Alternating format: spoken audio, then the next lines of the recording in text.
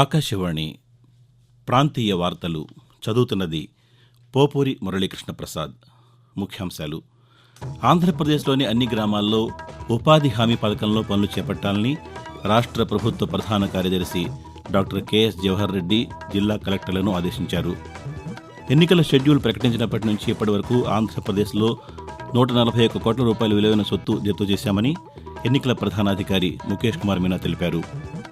Andhra Pradesh intelligence director general PSR Anjaneyulu Vijayawada నగర police commissioner కాంతి రాణాను బదిలీ చేస్తూ ఎన్నికల సంఘం ఆదేశాలు జారీ చేసింది. తెలంగాణలో ప్రథమ, ద్వితీయ సంవత్సరం ఇంటర్మీడియట్ పరీక్షా ఫలితాలను ఈరోజు ఉదయం 11 గంటలకు విడుదల చేయనున్నారు. ఈరోజు జాతీయ పంచాయతీరాజ్ దినోత్సవాన్ని జరుపుకుంటున్నాం. వార్తల వివరాలు: రాష్ట్రంలోని అన్ని గ్రామాల్లో పెద్ద ఎత్తున ఉపాధి హామీ పథకంలో పనులు చేపట్టాలని ఆంధ్రప్రదేశ్ ప్రభుత్వ ప్రధాన కార్యదర్శి డాక్టర్ కెఎస్ జవహర్ రెడ్డి జిల్లా కలెక్టర్లను ఆదేశించారు. రాష్ట్రంలో తాగునీరు, ఉపాధి హామీ పనులు, నీటి సరఫరా, విద్యుత్ సరఫరాపై నిన్న ఆయన కలెక్టర్లతో దృశ్య మాధ్యమ సమావేశం నిర్వహించారు. ఈ సందర్భంగా ఆయన మాట్లాడుతూ ఉపాధి పనులు నిర్వహించిన కూలీలకు సకాలంలో సొమ్ము చెల్లించాలని సూచించారు. ప్రకాశం బ్యారేజీ, నాగార్జున సాగర్, కుడికాలు ద్వారా విడుదల చేసిన నీటితో సకాలంలో సమ్మర్ స్టోరేజ్ ట్యాంకులు నింపాలని సంబంధిత జిల్లా కలెక్టర్లకు దిశానిర్దేశం చేశారు. గ్రామీణ, పట్టణ ప్రాంతాల్లో తాగునీటి ఎద్దడి ఉన్న ఆవాసాలు, కాలనీలకు ట్యాంకుల ద్వారా మంచినీటిని సరఫరా నిరంతరం పర్యవేక్షించాలని ఆదేశించారు.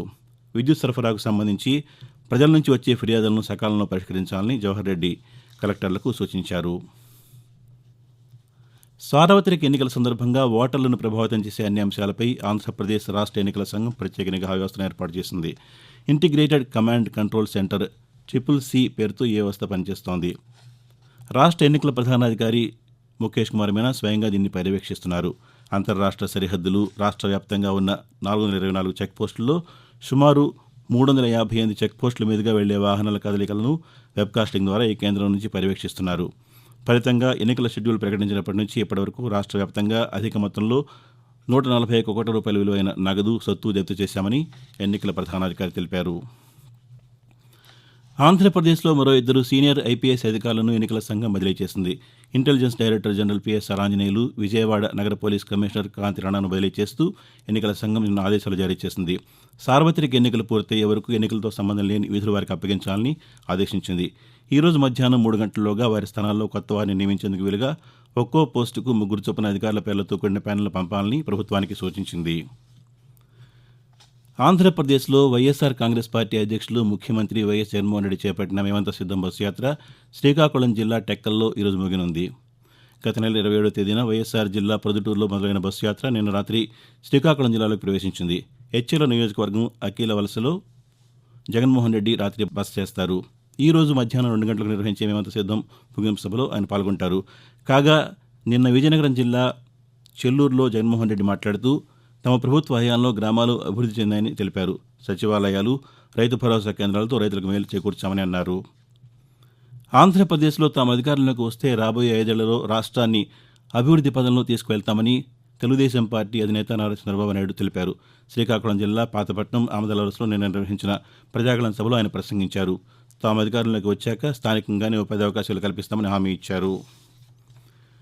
గడిచిన 5 ఏళ్లలో ఆంధ్రప్రదేశ్ రాష్ట్ర ప్రభుత్వం ఒక్క జాబ్ క్యాలెండర్ కూడా ఇవ్వలేదని కాంగ్రెస్ పార్టీ రాష్ట్ర అధ్యక్షురాలు వైఎస్ షర్మిల విమర్శించారు. బాపట్ల జిల్లా కర్లపాలెంలో నిన్న జరిగిన బహిరంగ సభలో ఆమె ప్రసంగించారు. ప్రజల అవసరాలు పట్టించుకొని అధికార పార్టీ నేతలకు ఎందుకు ఓట్లు వేయాలని ప్రశ్నించారు. కాంగ్రెస్ పార్టీ అధికారంలోకి వస్తే మెగా డిఎస్సీ నిర్వహిస్తామని షర్మిల హామీ ఇచ్చారు. ప్రస్తుత ఎన్నికలు ఆంధ్రప్రదేశ్ ప్రజల భవిష్యత్తుకు ఎంతో కీలకమైనవని, అందుకోసమే తెలుగుదేశం, భారతీయ జనతా పార్టీలతో కలిసి కుటుంబంగా ఏర్పడ్డామని జనసేన పార్టీ అధ్యక్షులు కె పవన్ కళ్యాణ్ తెలిపారు. కాకినాడ జిల్లా కొత్తపల్లి మండలం ఉప్పాడలో నిన్న నిర్వహించిన బహిరంగ సభలో ఆయన మాట్లాడుతూ ఎన్నికల్లో విజయం సాధించి కూటమి నేతృత్వంలో ప్రభుత్వం రాగానే ప్రతి రైతుకు మేలు జరిగేలా చర్యలు తీసుకుంటామని హామీ ఇచ్చారు. ఉప్పాడలో మత్స్యకారుల కోసం హార్బర్ నిర్మించడానికి 422 కోట్ల రూపాయలు ఇవ్వాల్సి ఉన్నా ప్రస్తుత ప్రభుత్వం ఇవ్వలేదని విమర్శించారు.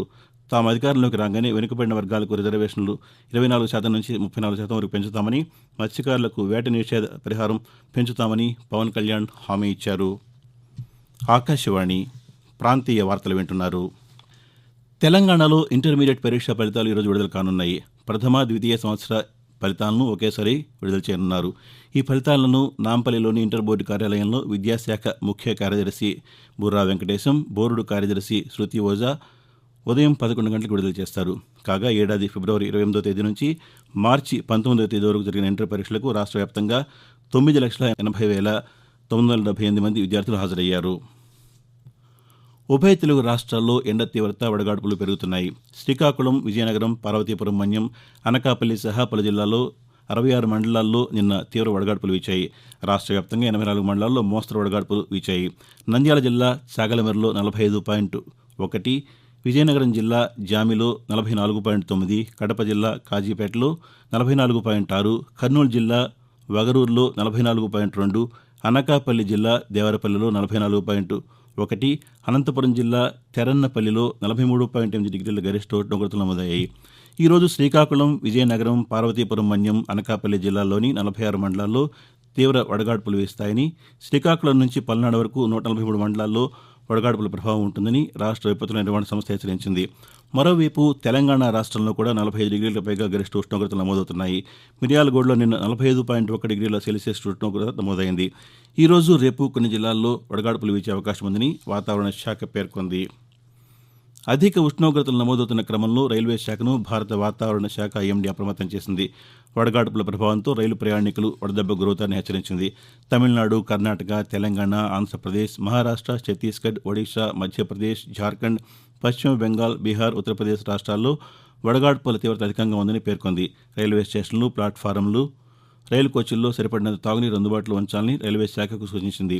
స్టేషన్లు, ప్లాట్ఫారంలపై గదుల్లో ఎక్కువ ఫ్యాన్లు ఉంచాలని, చల్లని వాతావరణం ఉండేలా చర్యలు తీసుకోవాలని పేర్కొంది. రైళ్లలో వైద్య బృందాలు, మందులు అందుబాటులో ఉండేలా చూసుకోవాలని ఐఎండీ సూచించింది. ఈరోజు జాతీయ పంచాయతీరాజ్ దినోత్సవాన్ని జరుపుకుంటున్నాం. పంచాయతీలకు సాధికారత కల్పించే లక్ష్యంతో మన దేశంలో ప్రతి ఏటా ఏప్రిల్ 24వ తేదీన జాతీయ పంచాయతీరాజ్ దినోత్సవాన్ని నిర్వహిస్తున్నారు. రాజకీయ అధికారాన్ని వికేంద్రీకరించి క్షేత్రస్థాయిలో అభివృద్ధి సాధించే దిశగా జాతీయ పంచాయతీరాజ్ దినోత్సవాన్ని జరుపుకుంటున్నాం. ఆంధ్రప్రదేశ్లో పాలిటెక్నిక్ కళాశాలలో ప్రవేశం కోసం నిర్వహించే పాలిసెట్ 2024 సన్నద్ధతలో భాగంగా పాలిసెట్ గ్రాండ్ టెస్ట్ను ఈరోజు నిర్వహిస్తున్నారు. ముందుగా ఈ పరీక్షను రేపు నిర్వహించాలని భావించిన ఏపీఆర్జేసీ ప్రవేశ పరీక్ష నేపథ్యంలో విద్యార్థుల నుండి వచ్చిన వినతుల మేరకు ఒకరోజు ముందుగా నిర్వహిస్తున్నామని సాంకేతిక విద్యాశాఖ కమిషనర్ చదలవాడ నాగరాణి తెలిపారు. పాలిసెట్ ప్రవేశ పరీక్ష కోసం సాంకేతిక విద్యాశాఖ నెల 1వ తేదీ నుంచి అందించిన ఉచిత శిక్షణకు ముగింపుగా ప్రవేశ పరీక్షపై పూర్తి అవగాహన కల్పించేలా ఈ కార్యక్రమాన్ని చేపట్టామని అన్నారు. పాలిసెట్ గ్రాండ్ టెస్టుకు ఎటువంటి ప్రవేశ రుసుము లేదని, పాలిటెక్నిక్లో చేరాలనుకునే విద్యార్థి అయినా ఈ అవకాశాన్ని సద్వినియోగం చేసుకోవాలని సూచించారు. లోక్సభ ఎన్నికల ప్రచారంలో భాగంగా పీఆర్ఎస్ పార్టీ అధినేత, తెలంగాణ మాజీ ముఖ్యమంత్రి కె చంద్రశేఖరరావు ఈ రోజు నుంచి రాష్ట్ర వ్యాప్తంగా బస్సు యాత్ర చేపట్టనున్నారు. ఈ యాత్ర 17 రోజుల పాటు కొనసాగి మే 10వ తేదీన సిద్దిపేటలో ముగియనుంది. ప్రతి పార్లమెంట్ నియోజకవర్గం పరిధిలో 1-2 శాసనసభ నియోజకవర్గాల్లో పర్యటన సాగేలా 21 రోడ్ షోలు నిర్వహించే విధంగా యాత్రకు ప్రణాళిక రూపొందించారు. ఆంధ్రప్రదేశ్లో 2023-24 విద్యా సంవత్సరం నిన్నటితో పూర్తయింది. ఈ రోజు నుంచి పాఠశాలలకు వేసవి సెలవులు ప్రారంభమయ్యాయి. తిరిగి జూన్ 12వ తేదీన పాఠశాలలు పునఃప్రారంభం కానున్నాయి. ఈ ఏడాది పాఠశాలలు మొత్తం 229 రోజులు పనిచేశాయి. 88 రోజులు సెలవులు వచ్చాయి. మధ్యలో వివిధ కారణాలతో తప్పక ఇచ్చిన సెలవులకు బదులుగా 2వ శనివారాలకు బదులు పనిచేశాయి. ఆకాశవాణి ప్రాంతీయ వార్తలు ముగించే ముందు ముఖ్యాంశాలు మరోసారి. ఆంధ్రప్రదేశ్లోని అన్ని గ్రామాల్లో ఉపాధి హామీ పథకంలో పనులు చేపట్టాలని రాష్ట్ర ప్రభుత్వ ప్రధాన కార్యదర్శి డాక్టర్ కెఎస్ జవహర్ రెడ్డి జిల్లా కలెక్టర్లను ఆదేశించారు. ఎన్నికల షెడ్యూల్ ప్రకటించినప్పటి నుంచి ఇప్పటివరకు ఆంధ్రప్రదేశ్లో 141 కోట్ల రూపాయల విలువైన సొత్తు జప్తు చేశామని ఎన్నికల ప్రధానాధికారి ముఖేష్ కుమార్ మీనా తెలిపారు. Andhra Pradesh intelligence director general PSR Anjaneyulu Vijayawada నగర పోలీస్ కమిషనర్ కాంతి రాణాను బదిలీ చేస్తూ ఎన్నికల సంఘం ఆదేశాలు జారీ చేసింది. తెలంగాణలో ప్రథమ, ద్వితీయ సంవత్సరం ఇంటర్మీడియట్ పరీక్షా ఫలితాలను ఈరోజు ఉదయం 11 గంటలకు విడుదల చేయనున్నారు. ఈరోజు జాతీయ పంచాయతీరాజ్ దినోత్సవాన్ని జరుపుకుంటున్నాం. ఆకాశవాణి ప్రాంతీయ వార్తలు ఇంతటితో సమాప్తం.